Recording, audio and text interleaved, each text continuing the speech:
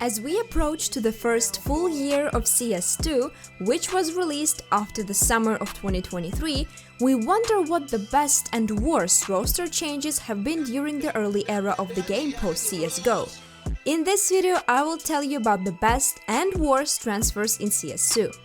So make some tea, bring some cookies, and don't forget to subscribe to the channel and like this video, and we'll get started. Shiro to Spirit. Shiro's decision to leave Cloud9 was unexpected and sparked a lot of criticism, considering the team he was leaving behind. But now with Cloud9 in shambles, it's clear that teaming up with Daniil "Donk" Krishovets was a smart move. Maybe we didn't realize it back then, but Shiro was jumping off a sinking ship. Spirit's management could hardly believe their luck when they found out Shiro was available for transfer from Cloud9. It wasn't a cheap move, rumored to be over $1 million, but it immediately solved one of Spirit's biggest problems by giving Donk a reliable partner.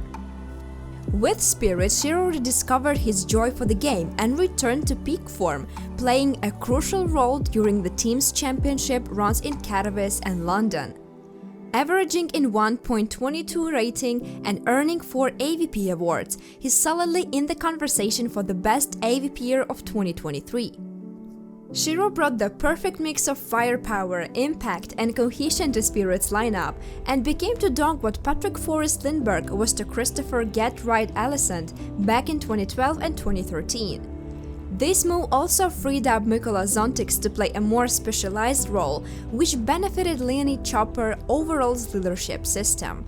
But most importantly, in terms of storylines, this had been the highest emotional payoff since those days when Shiro seemed like the face of depression during his time at Cloud9, to now winning tournaments. Their recent top snot on HLTV and the latest victory at Blast confirm it all. Going to NIP changes. Ninjas in Pyjamas Aeromar was a disaster, but it also gave the new management a chance to revamp their team to their liking. Bjorn Threat person Richard Zixt came in, gained trust in sporting matters, and the improvements happened instantly. After spending way too much time trying to make Frederick RIZ, Christian Config, and Ludwig Brollan coexist in one team, the new management brought in ISAC, a huge success, and promoted the impressive Max Maxter, coincidentally they say, restoring a Swedish core. But the biggest addition was Artyom Wrinkle Morris. Daniil Hat-Trick Valeto was a bit passive, though his potential was undeniable. You could have kept him, instead they boldly chose an opposite-style sniper, even though both are fellow countrymen. At Yellow Compass, we saw why Wrinkle is very likely to become one of the top 3 rookies of 2024. All these team changes led to the impressive stats in recent matches. In the past month, they've risen from 43rd to 17th place in the rankings. I'm thrilled with their success and hope this lineup can bring them back to the 2012-2013 level. Best move: MOUZ adds Brollan. Losing Frozen was inevitable for MOUZ, and replacing a player like him seemed impossible given his high performance. However, they passed this test with flying colors by finding a worthy replacement in Brollan.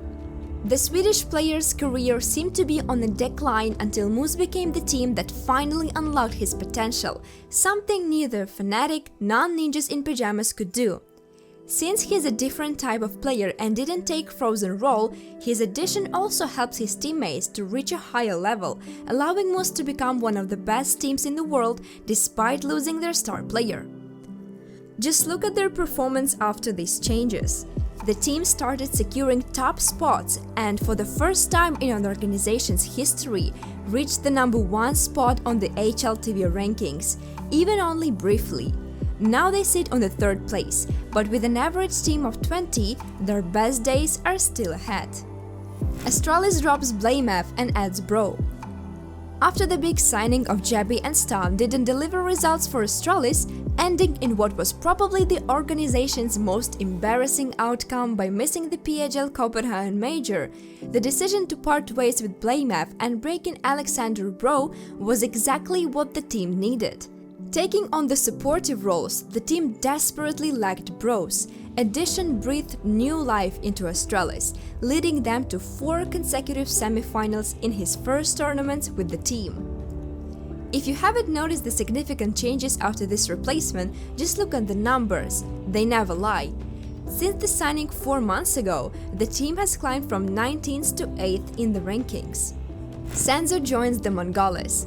The Mongolz made a name for themselves in 2023 with some unexpected wins at major tournaments, notably defeating Furia in the play-ins and IEM Katowice and IEM Cologne. It seemed like the usual story. A promising Asian team makes a few surprise victories in top events, fails to turn it into deeper run, and returns to their original league, only to reappear a few months later with 1 or 2 unexpected wins. However, it quickly became clear that this time was different. The Mongolz playstyle wasn't a fluke, and they weren't using out-of-meta strategies to secure lucky wins. The team had structure and worked on playing proper Counter-Strike, but they lacked the experience and firepower to compete with the best. Enter Senzu. The 17-year-old had previously played for the Mongolz in 2022 under a different lineup, and his return to the organization under the leadership of Blitz came just before the transition to CS2. Since rejoining, Senzu has firmly established himself as the team's best player, and this change has paid off. The Mongolz made significant strides in the first 6 months of 2024, reaching the knockout stage at the Major, the playoffs of EFL, and winning 2 smaller titles, climbing to 11th place in the world rankings. Senzu became the catalyst for the Mongolz, putting Asia back on the map. MartinezSa takes a risk abroad. The Spanish-speaking world was shocked when sniper MartinezSa joined ENCE. Most in Spain saw this move as at best a lateral step, possibly motivated by a better salary, but he is proving everyone wrong. The 23-year-old player recently took the spot once held by Spain's most famous player, San Payas, and got the chance to showcase his skills on the world stage with his country's team, Movistar Riders.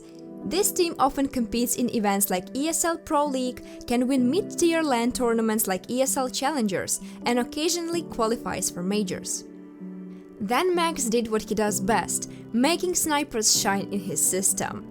The team's previous snipers, Try and NQZ, played their best in ENCE, and now MartinezSa is continuing this trend with a record rating of 1.20. It took a few months, but they've gone from a team on the fringe of the top 30 to 12th in the world after a fairy tale semi-final run in IEM Dallas and lifting the trophy of Fire League Global Finals. Worst move: Astralis putting 4 rotators in one team. Anyone who watched even one map of Astralis and Heroic in 2023 could tell you that combining Stun and blameF would be tough. Claiming the exact same city positions and both wanting to be traders on T side is one thing, but their clashing views on the game were even more evident. Stun is fully team-oriented with his mid-game capabilities, while blameF, despite his high stats, focuses on making his own individual plays. Adding Jabby at the same time only worsened the situation. Astralis removed Buzz and Borup, 2 anchors from the old team, and added Jabby, pushing poor Stair, who had been their best player during the period, to the night shift on B on Mirage. Under blameF's leadership, Stun had a 0.99 rating on T and 1.08 on City. Meanwhile, Jabby had a 0.98 rating in his new anchor roles. Since the RMR and blameF's departure, Stun has a 1.29 rating on City and 1.12 on T. Jabby now has 1.13 on City and 1.19 on T roles matter. Cadian to Liquid.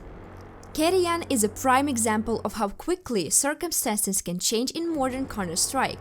Just a few months after his first appearance in HLTV Top 20 Players of the Year, the Danish AVPer found himself in precarious situation following a failed stint with Liquid. The blame lies both with the player and the organization, as the team never fully embraced the Dane system, raising serious questions about the thought process behind the roster creation. Halfway through the season, the 2 masterminds of the project, Cadian and Zeus, left the team, with another player rumored to be on the way out. This is certainly not what Cadian envisioned when signing with Liquid at the end of last year. his stock has plummeted to the point where finding a top team might be difficult and he might have no choice but to sit out the rest of the season. G2 removed JKS and Nexa. The team, already lacking firepower due to the issues with Nico and Nemanja Hunter-Kovac in CS2, decided to part ways with a highly productive anchor player in favor of a more supportive role. This alone was enough to make this move questionable. When you add to this how G2 handled communication and the unanimous community recognition that the change was a downgrade, adding significant pressure to the team, it's safe to say that bringing in Nemanja Nexa did not have the desired effect. His departure during the summer break speaks volumes in itself. Gla1ve joins ENCE. It's hard to find a more wasteful move this season than adding the renowned leader Gla1ve to ENCE. Initially joining a team on the brink of dissolution in late 2023, the situation got even stranger when the Danish captain was tasked with managing 4 Polish players at the start of the new year. Their impressive quarterfinal exit the IEM Katowice exceeded expectations for the new captain's team, but the rest of ENCE season brought little comfort. If anyone thinks Gla1ve's best years are behind him, seeing an organization like ENCE, which has had competitive rosters in the past, center their team around him is truly painful.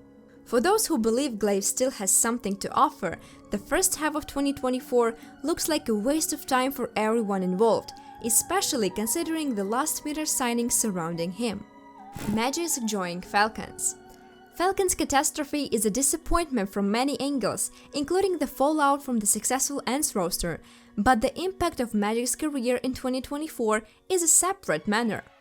It's worth noting that the Dane might have joined with expectations of the organization, making a big signing like Nikor or another star. However, their failure to finalize such a move, combined with his performance since then and departure from the successful Vitality lineup, which continued winning their titles without him, leaves a bitter taste. Not only has his form declined, with a LAN rating of 1.05 with Falcons compared to 1.14 in his last 6 months with Vitality, but it's hard not to think about other potential directions he could have taken with his move to Falcons. Perhaps to FaZe instead of Twists? That would have been a fire, or G2 instead of Nexa? Certainly. Staying with Vitality, it's not hard to imagine that could have been.